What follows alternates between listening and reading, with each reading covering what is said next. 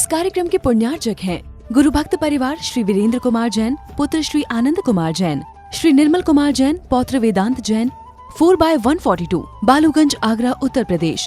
Firm Vardhman steel Agra, JVN metals Agra एवं Vedant fabrication Agra, Dholpur.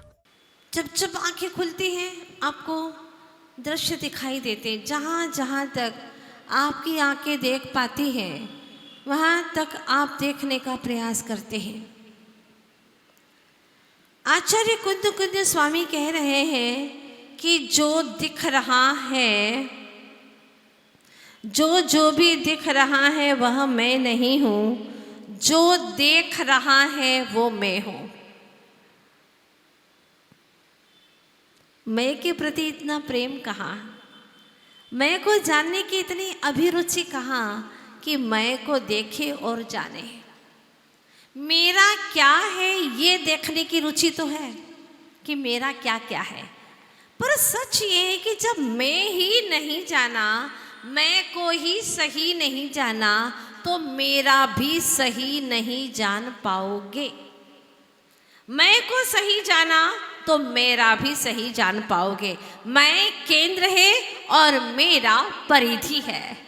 अगर केंद्र को ही आपने नहीं समझा तो परिधि को कैसे समझ पाओगे। आचार्य देव कहते हैं, सर्वप्रथम मैं जो असली तत्व है, जो आत्म तत्व है, उसे जानना है, पहचानना है और स्वयं के द्वारा ही जानना है, पहचानना है। बहुत कठिन काम है।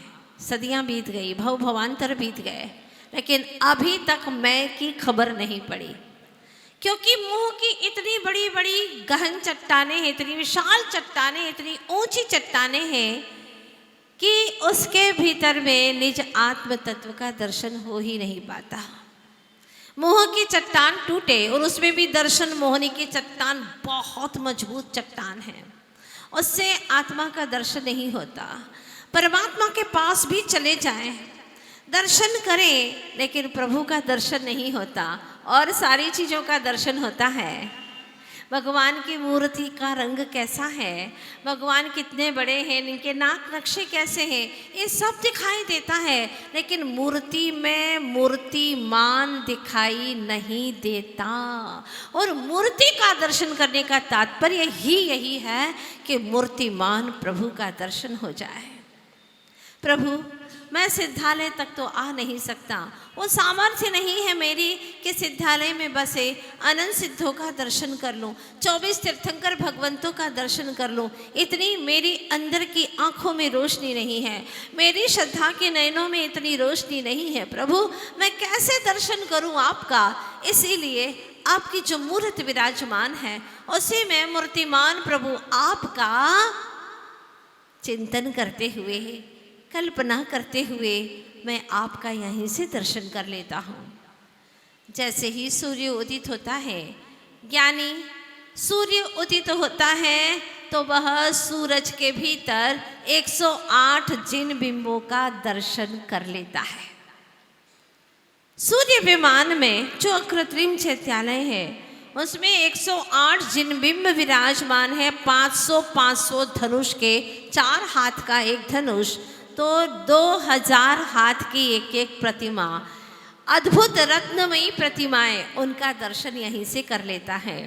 तो शाम जब रात घिरने को होती है, चंद्रमा आता है, दिखाई देता है, सूरज अस्ताचल की ओर चला गया है, तो उस चंद्र बिंब में भी 108 जिन प्रतिमाओं का दर्शन कर लेता है और अपने आप में आत्मविभोर हो जाता है, आनंदित हो जाता है। ये बुद्धि मिली है, उसकी सार्थकता यही है कि आप निरंतर इस बुद्धि का सदुपयोग करें और परमात्मा का दर्शन करते रहें। आप सभी जानते हैं और चाहते भी हैं कि मैं इन आँखों से अच्छी चीज़ें देखूं, यही चाहते हैं ना। तो सबसे ग्रेट, सबसे श्रेष्ठ, सबसे पवित्र क्या वस्तु है इस दुनिया के अंदर? प्रभु परमात्मा के सिवा और कोई पवित्र है क्या? तो प्रभु, मैं इन आँखों से, इस चक्षु से बस आप ही आपको निहारता रहूं और भीतर के ज्ञान चक्षु से, बाहर के चर्म चक्षु से भगवान की मूर्त को निहारता रहूं और भीतर के ज्ञान चक्षु से हे प्रभु परमात्मा मैं आपको निहारता रहूं। आप जहाँ जहाँ पर भी विराजमान है, ज्ञान के माध्यम से, चिंतन के माध्यम से मैं आपको निहारता रहूं, बस ऐसी मुझे शक्ति देना। प्रभु कहते हैं तेरे पास में सर्व शक्तियाँ हैं, तू सर्वशक्तिमान है, लेकिन अपनी शक्तियों को पहचानता ही नहीं है। तो प्रभु परमात्मा जैसा ही है, तू जैसा चाहेगा वैसा ही तू पालेगा। इतनी सामर्थ्य है तेरे अंदर। अगर अशुभ विचार करेगा तो अशुभ दशा को पाएगा, नरक निगोद में जाएगा।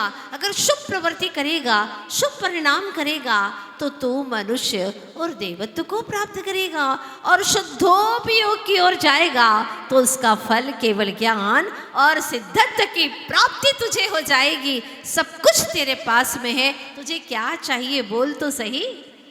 जैसे एक पथिक विश्राम करने के लिए एक वृक्ष के नीचे बैठ जाता है, उसे मालूम नहीं था कि कौन सा वृक्ष है, कैसा वृक्ष है। बस वह तो बैठा और सोचने लगा, बहुत थका मांदा हूँ, अगर मुझे भूखा भी हूँ, प्यासा भी हूँ, थोड़ा सा अच्छा सा भोजन मिल जाता तो मैं कर लेता, कितना मज़ा आता। आहा, ठंडी ठंडी हवाएं हैं, प्रकृति का सौंदर्य है, घना वृक्ष है, लेकिन भोजन नहीं है तो भूखे भजन नहीं। आप लोग बोलते हैं ना, भूखे पेट तो भजन भी नहीं होता। भगवान भोजन चाहिए फिर भजन करेंगे। वो बस कल्पना कर रहा था कि वहाँ पकवान से भरी हुई थाली तैयार हो गई, सामने आ गई।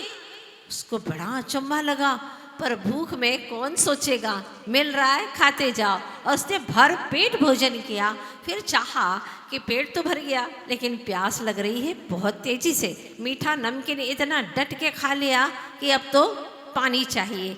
बस पानी की कल्पना की कि वहाँ पर शीतल शीतल पेय जल तैयार हो गया, वहाँ सामने कल्पना करते ही हाजिर हो गया। फिर सोचने लगा, मुझे तो नींद आ रही है, भर पेट खा लिया है, पी लिया है, अब मुझे नींद आ रही है, लेकिन यहाँ कैसे सोऊं? अगर अच्छा सा पलंग बिछोना होता तो मैं सो जाता। और ऐसी कल्पना करता है कि वहाँ पर बिछोना तैयार हो जाता है और वो सो जाता है। सो करके जैसे उठता है तो सोचता है, ये क्या देख रहा हूँ मैं? कोई स्वर्ग है, कोई सपना है, ये हकीकत है कि सच में है क्या? ये मैं जो सोच रहा हूँ वो होता जा रहा है, जो कल्पना करता हूँ वो सब कुछ घटित होता जा रहा है। क्या पता कहीं ऐसा तो नहीं है कि कहीं यहाँ पर भूत प्रेत हो, जो सोचता हूँ वो हाजिर हो रहा है। ऐसा तो नहीं कहीं भूत प्रेत आ जाए और मुझे दबोच ले। कल्पना की और भूत प्रेत आए और उसको दबोचने लगे। कल्पना थी उसकी।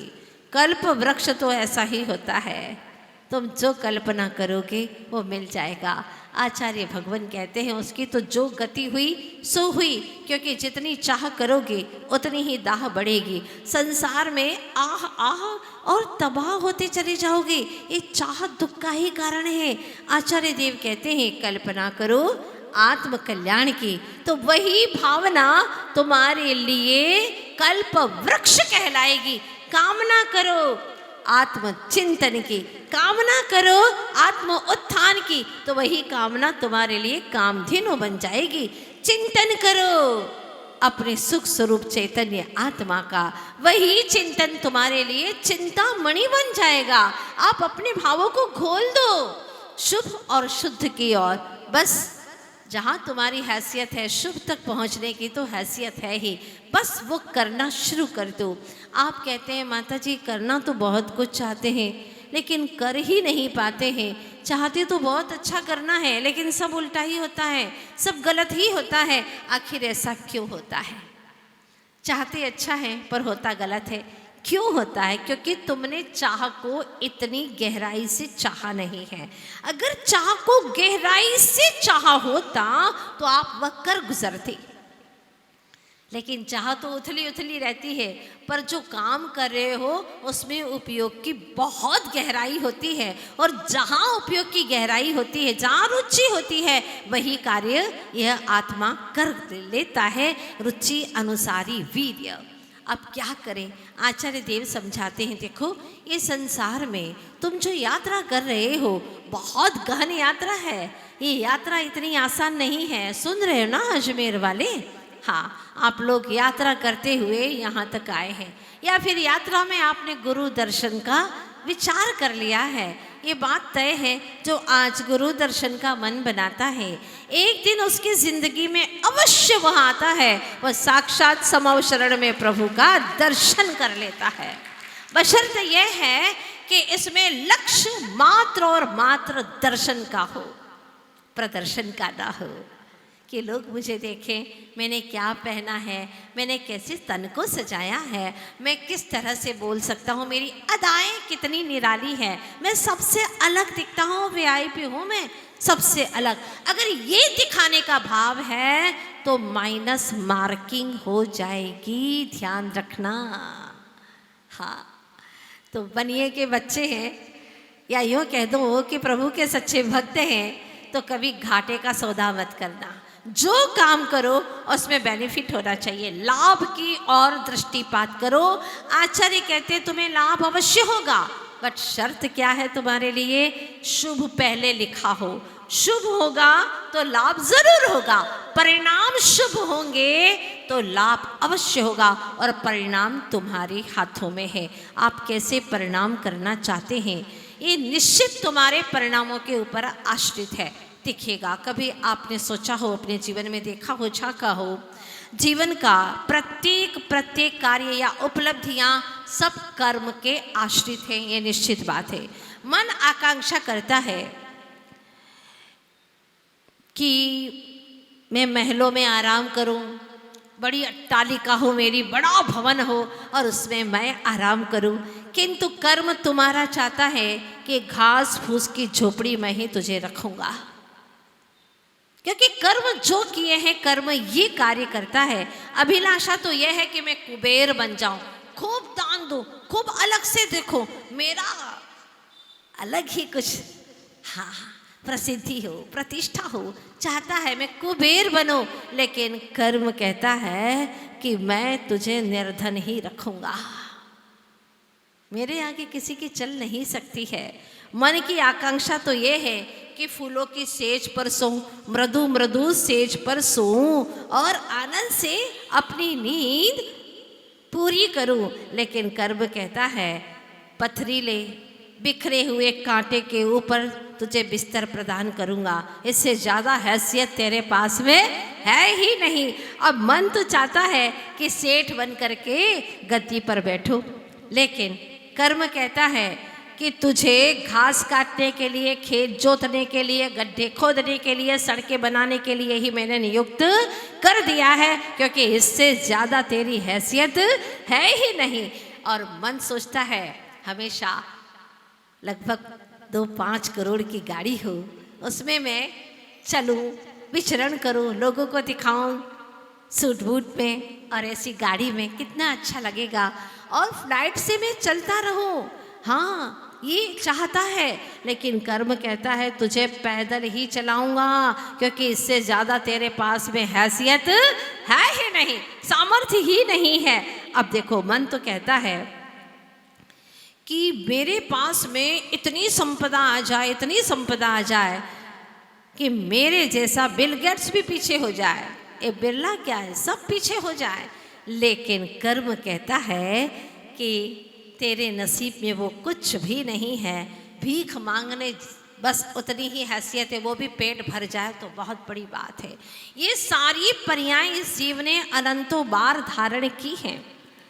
सामग्री आदि का संयोग होना ये सब कर्म के अधीन है। आचार्य देव कहते हैं कि मकान, वस्त्र, भौतिक सामग्री ये सब बदल सकते हैं आप, लेकिन एक दूसरे से आप पाप पुण्य को बदल नहीं सकते। भाई भी चाहे कि अपने भाई से मैं अपना थोड़ा सा पुण्य दे दूं और उसको थोड़ा सा अपना उसके पास में पाप है वो मैं ले लूं। माँ चाहती है अपने बच्चों का पाप में ले लूं, बहुत दुखी है, शरीर में भारी वेदना है, मैं उसका दुख ले लूं। सोच सकती है, कह सकती है, लेकिन क्या उसका दुख ले सकती है? बिल्कुल नहीं ले सकती। मतलब यह है कि सब कुछ कर्म के अधीन प्रवृत्ति कर रहे हैं, ये संसार की दशा है। पर इन सब से हट करके अध्यात्म के उस आसमान की ओर उड़ने वाले कुंद कुंद स्वामी कहते हैं, इस कर्माधीन दशा को भी तू बदलने की क्षमता रखता है। हे चैतन्य आत्मन, अगर तू मोह के ऊपर वार करे, मोह के ऊपर वार करे और ज्ञान यान पर सवार कर ले, तो तेरे पास में वो क्षमता प्राप्त हो सकती है। तो पाप को पछाड़ करके, पाप क्या पुण्य को भी मिटा करके तो भगवत्ता को हासिल कर सकता है। इतनी हर एक के पास में क्षमता है, बशर्ते ये है कि मोह को आपको गिराना होगा, उस मोह की दीवार को गिराना होगा। लेकिन मोह की दीवार को गिराना नहीं चाहते, बल्कि और उसे मजबूत कर रहे हैं, और मजबूत किए जा रहे हैं। अगर टूट भी रही हो तो जीर्णोद्धार कर लेते हैं और मजबूत करते हैं और सोचते हैं माता जी आपके आशीर्वाद से हमें बहुत लोग चाहते हैं, बहुत बड़ा परिवार है और 100 परिवार में बहुत अच्छा है, बहुत अच्छा है।